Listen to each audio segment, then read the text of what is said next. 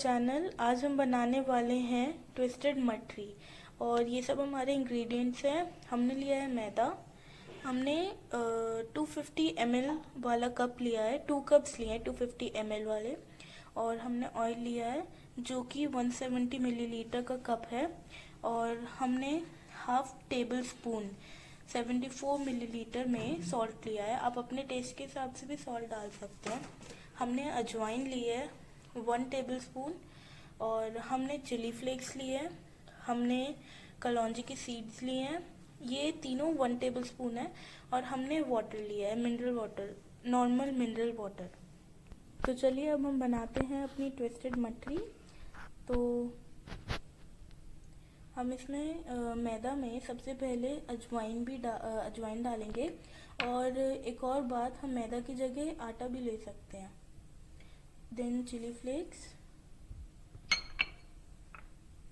कलौंजी seeds,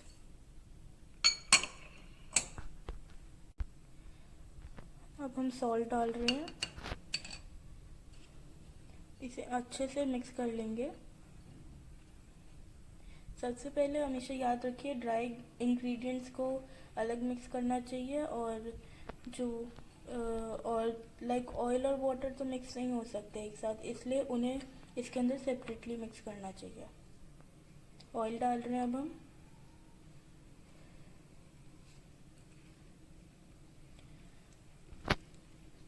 इसे अच्छे से मिक्स कर लीजिए। ये डालना चाहता है ताकि मठरी जो है वो खस्ता बने।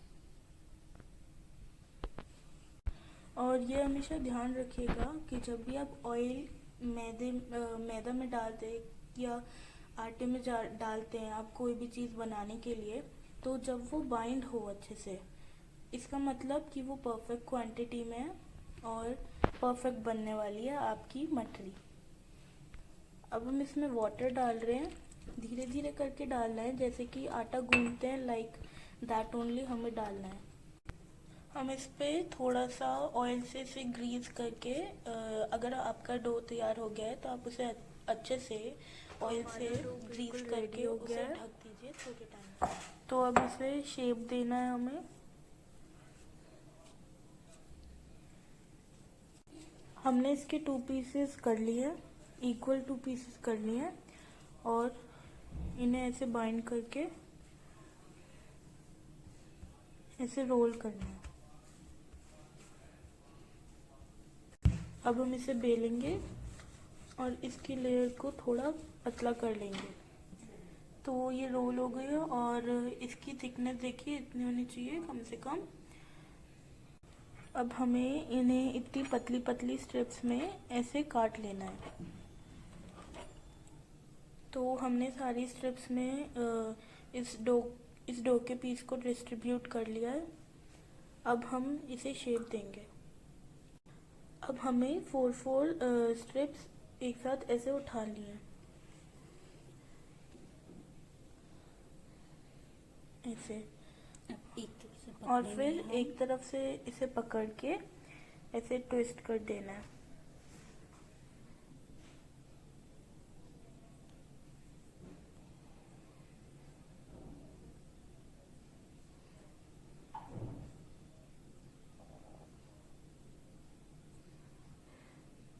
इसे बिल्कुल स्पाइरल शेप दे देनी है, क्योंकि जैसे हमारी जो मठरी का नाम है वैसी ये दिखनी चाहिए।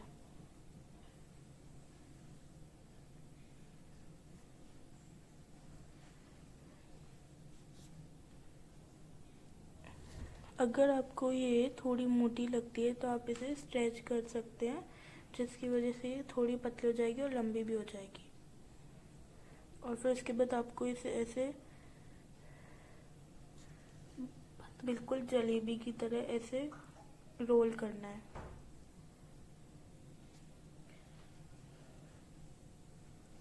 इसकी शेप, इसको ज़्यादा प्रेस नहीं करना है, ये कुछ शेप देने के बाद ऐसी लगेगी। हमने उसी वे से बाकी बना लिए और अब हम इन्हें फ्राई करने ले जा रहे हैं। हम थोड़ा सा डो का पीस डाल के देखेंगे कि जो ऑयल है वो तलने के लिए तैयार है या नहीं। अगर ऐसे बबल्स निकल रहे हो डो डालने से तो इसका मतलब वो तैयार है। हमें इसे लो टू मीडियम फ्लेम पे रखना है।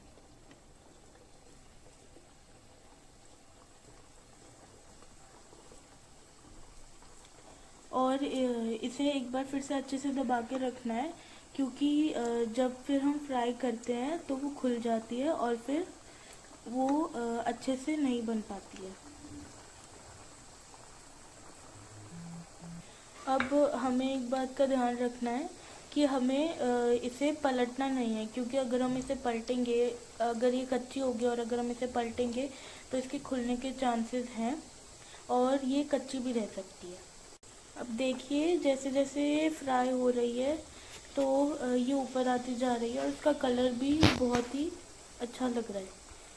ये गोल्डन ब्राउन हो जाने तक हमें इसे फ्राई करना है। कितना प्यारा है, ये बिल्कुल गोल्डन ब्राउन हो गई है। और अब हम इसे बनी है हमारी मठरी, बहुत ही ज़्यादा टेस्टी और क्रिस्पी बनी है। और आप इसे किसी भी चीज़ के साथ खा सकते हैं। आप अचार के साथ खाइए, आप चाय के साथ खाइए, सॉस के साथ खाइए, किसी भी चीज़ के साथ आप खा सकते हैं।